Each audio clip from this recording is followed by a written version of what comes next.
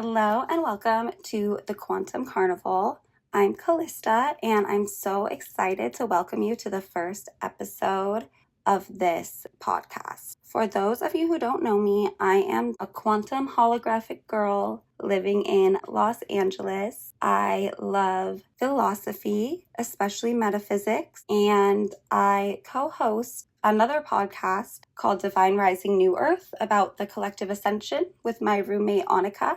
And in the past, she and I co-hosted the podcast Brainwash Yourself, where we designed our consciousness to co-create heaven on earth. This podcast, the Quantum Carnival, is where I can go on my little TED Talks about metaphysics as well as other areas of philosophy. I have made the slogan, Experiments in Reality Creation, because I am a proponent of the holofractographic unified field theory, which I will get into.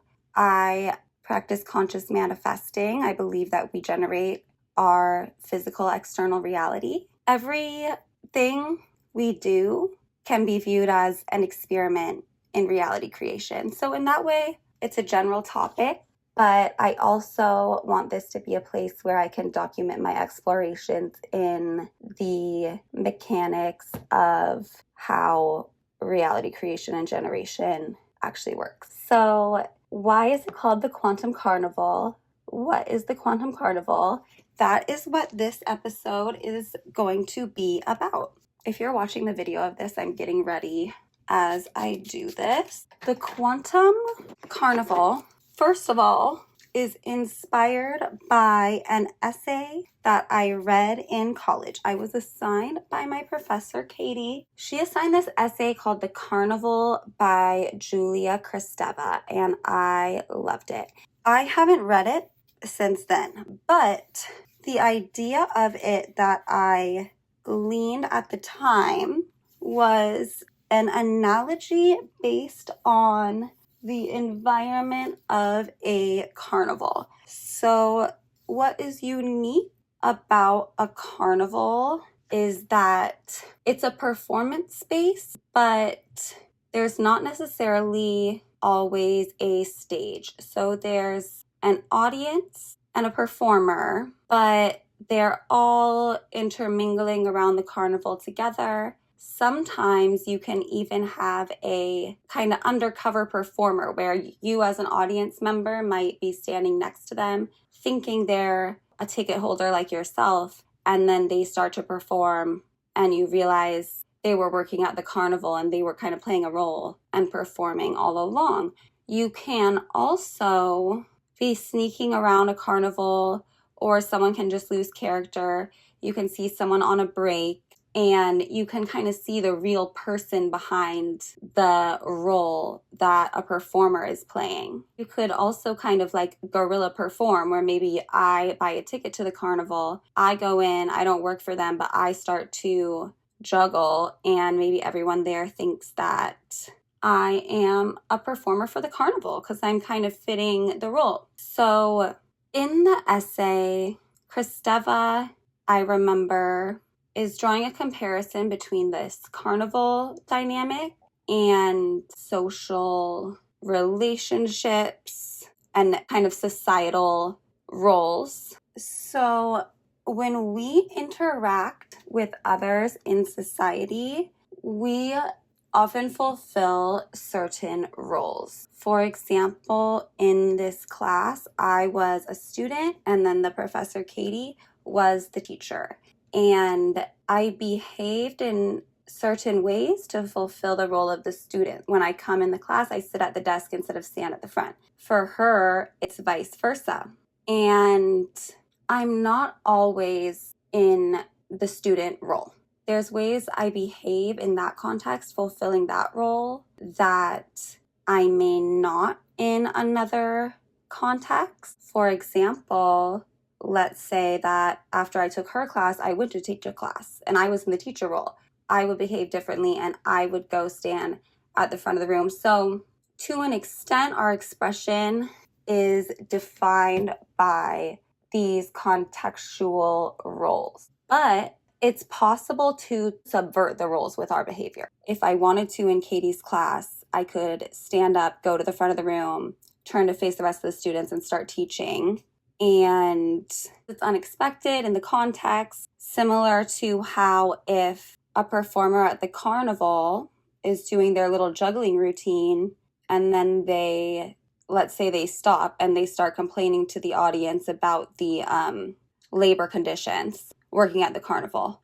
And they say, they've been juggling for 20 hours, no break. It's like they are dropping the role for a sec and fulfilling a different type of relationship dynamic with the audience, where he goes from performer and audience to fellow citizens who share certain standards and values as it relates to labor rights, right?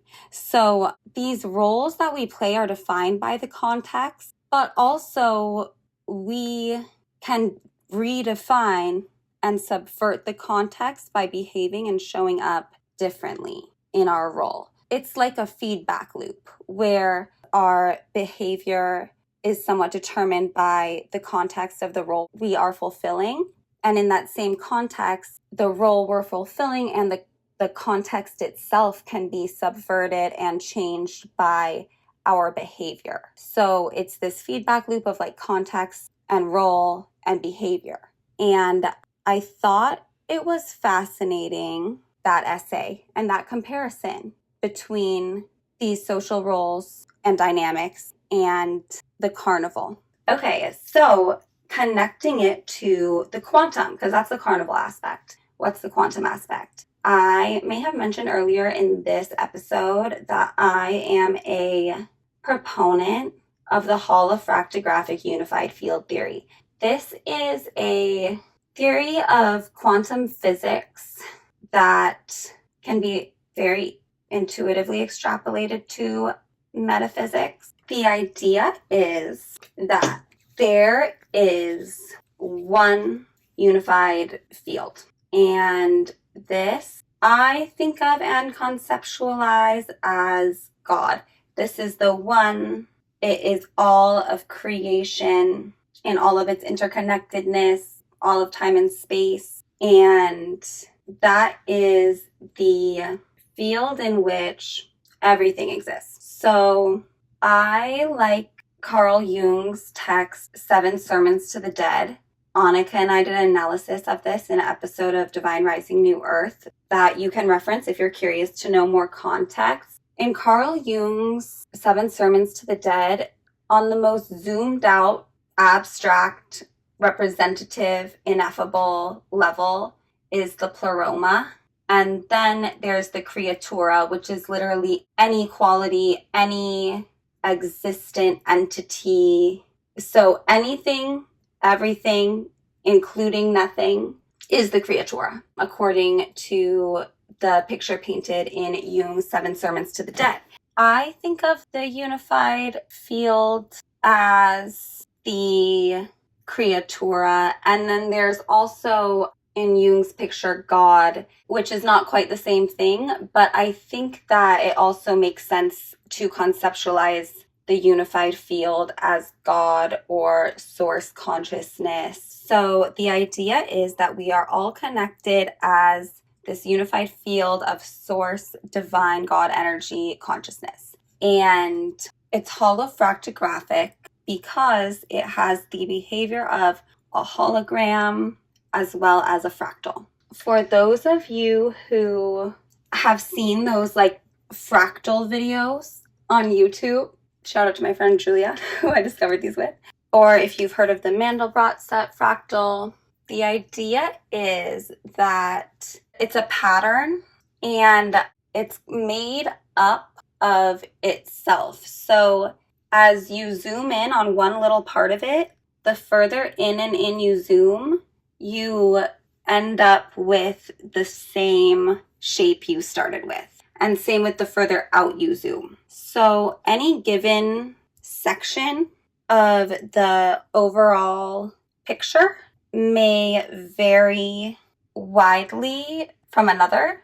If you zoom out or zoom in you'll find that it is the same exact shape, just zoomed out or zoomed in. They look so different, but they are just the microcosm reflecting the macrocosm.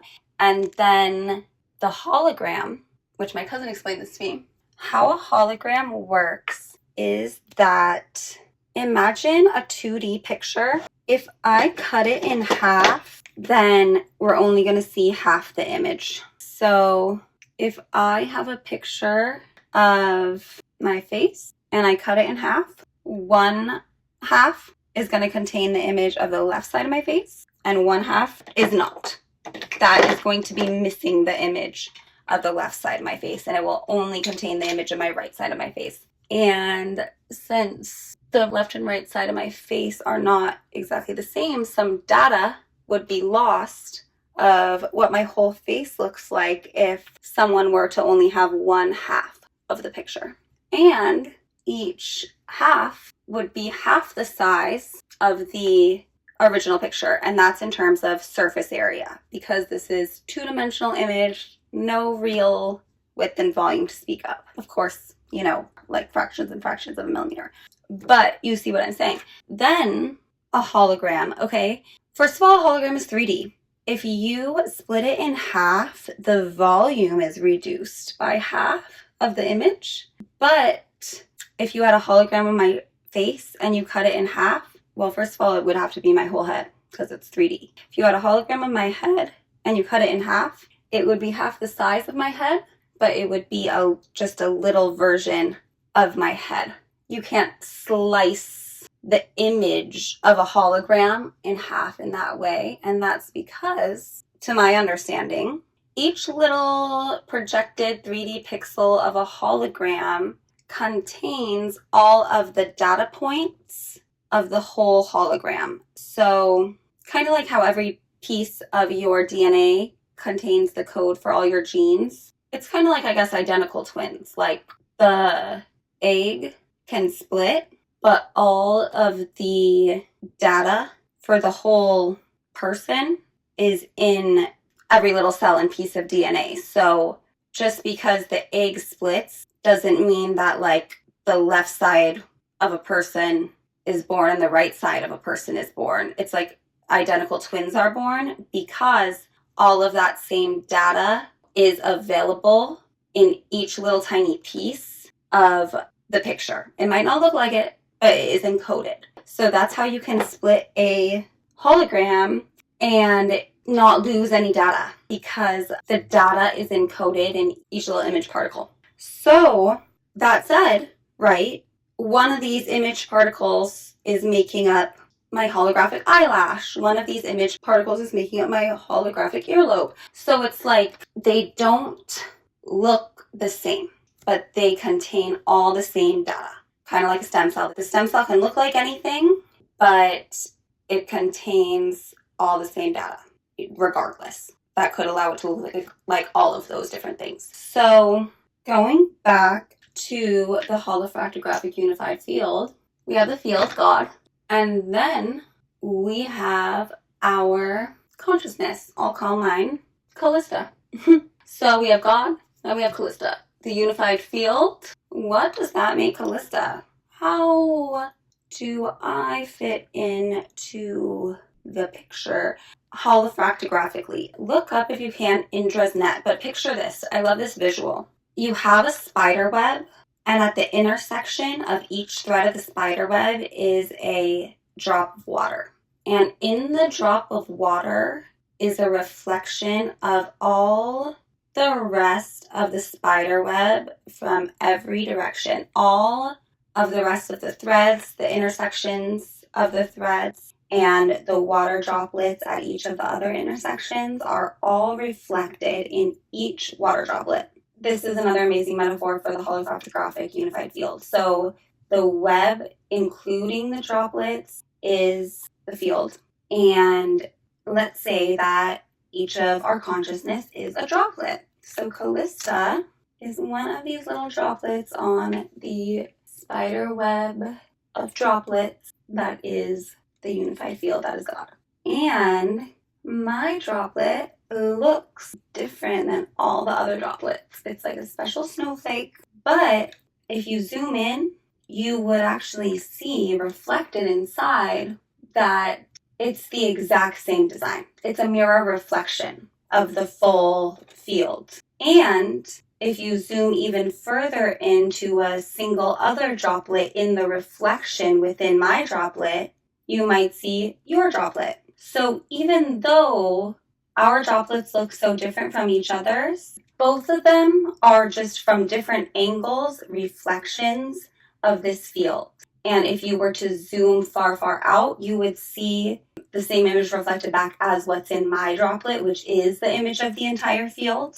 And if you zoom far, far in, you would see the reflected image of my droplet that is also a reflection from a different angle of the same image that is reflected in your droplet, which is where we are right now, if you remember, mentally in this train of thought. So in that way, you zoom out, you zoom in, things look so different, but if you keep zooming in or keep zooming out, you're going to find that it has been the same image all along. Fractal. And then let's say you wanted to just take one drop out of the web.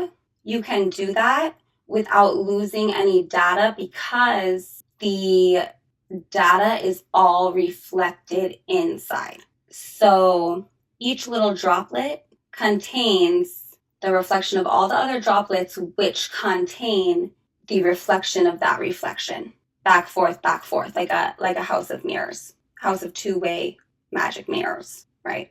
And so 2 things. First of all, supports the idea that everything is a reflection of God, everything is a reflection of self. Also reflects the idea that the most universal truths can be found by turning inward, right? Because it's a lot easier for me to sit at my little intersection of threads, of the grid, of the field, and tune in internally to everything that's being reflected by the field and gather data that way and learn about myself and learn about the field. It's a lot easier for me to do that than it is for me to scooch my drop all over every single thread. You know what I'm saying? Like, what do I mean? This water droplet is going to scooch all around every single thread. So my experience so far on Earth has led me to experience reality in this way that it's described by this theory. And how does it connect? How does this quantum physics, holofractographic unified field theory connect to the carnival to make the quantum carnival? So what we have is a feedback loop. The feedback loop of the context of our societal roles and our behavior, our relational behavior. And a lot of this comes down to perspective and mindset because our consciousness is such a potent place to start when it comes to impacting our experience. That's what it means to focus on your water droplet instead of trying to scooch all over the web. And keep in mind, right, me as a little water droplet, if I decide to wiggle, then not only does the reflection of the web within me wiggle, but out in the web, everyone's reflection of me wiggles. So every action I take transforms every part of the whole field. So this is where mindset comes in. If you have heard of creator-victim consciousness, creator versus victim consciousness, the idea is life happening to you or are you happening to life? And it's not an either or at the end of the day, in my view. In my view, it's a two-way street. It's a co-creation with God, the God within ourselves, the God within each other. And that's not everyone's mindset. So one could view life as happening to them and they could view themselves as powerless, right? The world is how it is. Things are how things are. And you didn't have a choice in spawning into the mix one day, but You did, and you have to deal with it. This can apply to the carnival as well. Even our juggler example. He's at work. I'm guessing it's not allowed to like stop in the middle of his performance and start like rallying the audience against this injustice that he and his carnival colleagues are facing. So if he were to let the context of the role dictate his behavior, that situation of him dropping the mask and airing his grievances would not have played out. He might have been in a victim mentality of, I need this job, this is the only job I have, and they'll fire me if I break the rules, so I need to follow the rules, so I'm not going to like rebel. He might not even be consciously aware of it, right? And there's a lot of like mental structures that have been reinforced socially of why it can take a lot of courage to subvert our social roles, and it can seem risky, and a lot of times it's not like a comfortable and attractive option to many, right? So then it's like, how does the feedback loop work, right? It's self-reinforcing. So if your behaviors are dictated by the context of your role, then they are reinforcing what your role is in that context. Although someone in that situation might not view it that way. They might view it as the role exists. I'm put in the role. My behavior has to be dictated by the context of the role. So it's a one-way street. The role exists, I'm in the role, the context of the role dictates my behavior. Actually, what's happening is they are simultaneously fulfilling and creating the idea of what it is to exist in the context of this role. And they are using cues from the context of the role that already exists to create the same manifestation of what it is to fulfill this role. And as such, they're reinforcing that same idea of the role. So if that person were to stop behaving in certain ways as they felt that the context of the role dictated, they might still be within the role. But then the fact of the matter would be that that person in that role does not behave that way, right? They would be generating a new pattern. Okay, the SD storage on my camera ran out, but I'm going to keep recording the audio. So the same feedback loop can occur in our external reality without us knowing it. So we can take the mindset that we spawn into this reality, and it's like the reality generated us somehow. We didn't generate the reality. It was here before we got here, and we need to react accordingly. However, the fact is that what's actually happening, even if you have that perspective, is you are generating your reality according to the role, which is your self-concept, the idea that you have about yourself. Your beliefs about who you are and how reality works is the context of this role. And you are generating your reality according to that, and then you experience it, and you have the option of how you respond to it.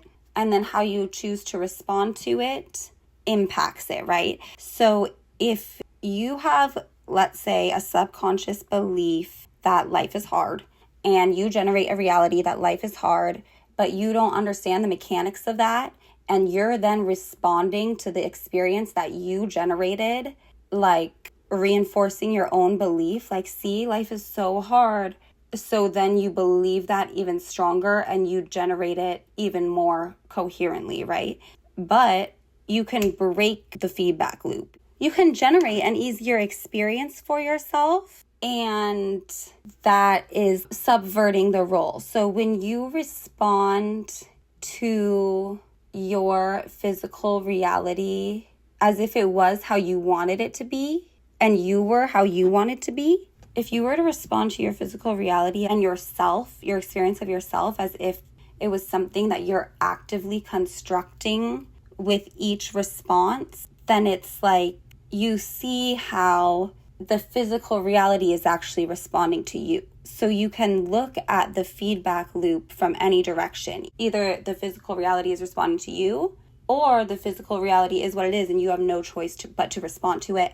But that brings us back to the holofractographic unified field, Indra's net, which is, it's a lot easier to view it and operate from the perspective of generating your own reality, because that's what it is to wiggle your droplet instead of trying to go scooch across the web to wiggle the reflection of your droplet in someone else's droplet. So that's the idea of the Quantum Carnival. It is this idea that the relationship dynamic we have with ourselves and with the physical reality we experience is influenced by the context and the role and the experience that we have had so far, and that is being reflected back to us in the physical reality.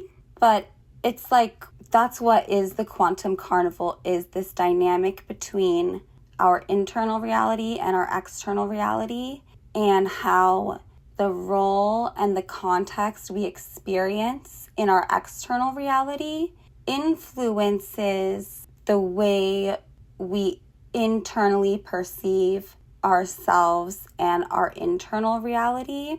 However, we're actively creating that role and that context for ourselves through the experience of our internal reality, so we can subvert it. We can subvert the role that we play in the context of our external reality by modifying our internal behavior, modifying our perception of our internal reality. And then the external reality responds to us differently. So bringing it back to the juggler, maybe when he got out of the mind trap of the rules of the carnival job and dropped the mask and was honest, maybe the audience said, well, we're going to walk out and never buy a ticket again unless you get some mandated breaks. And then maybe he gets mandated breaks for him and all his coworkers. And then what happens? Then the role of the juggler isn't one who juggles all day, no breaks, mouth closed, right? Now the juggler at the carnival, the context of that role, the juggler at the carnival has breaks and stands up for his rights.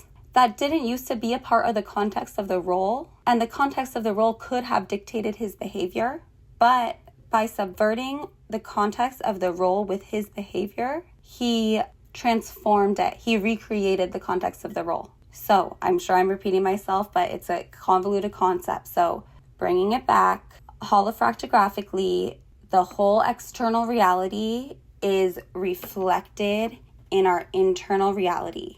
And we fulfill a certain role and context in our external reality.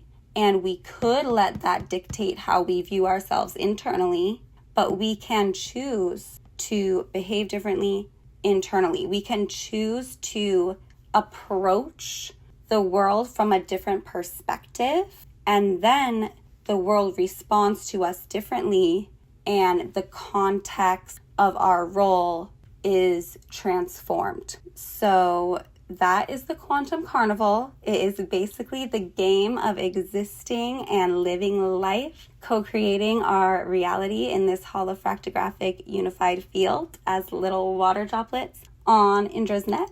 And I hope someone out there likes this podcast, this broadcast. If you did, thank you so much for listening. Even if you didn't, thank you so much for listening. Hopefully this is one of many Quantum Carnival episodes to come. Let me know your thoughts. I'm so curious to hear any reflections you have on the Carnival by Julia Kristeva, the holofractographic unified field theory of quantum physics, Indra's net, my little analogy, your own experience of generating your reality and subverting the context of your role as a water droplet on this net, so on, so forth, and be blessed. I love you. Bye.